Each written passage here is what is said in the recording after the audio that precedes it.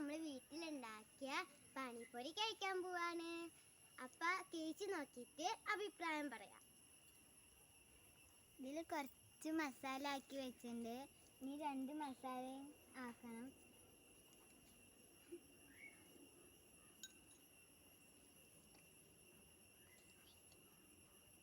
ഞാൻ കഴിച്ചാക്കിയിട്ട് ആക്കാൻ പറ്റും.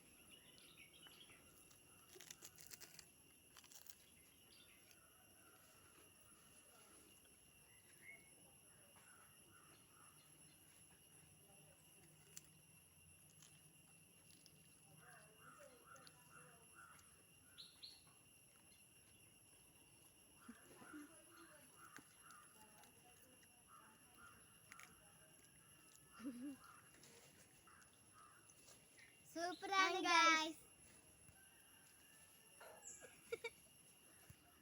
വീഡിയോ ഇഷ്ടപ്പെട്ട ലൈക്ക് ചെയ്യുക, സബ്സ്ക്രൈബ് ചെയ്യുക, ഷെയർ ചെയ്യുക.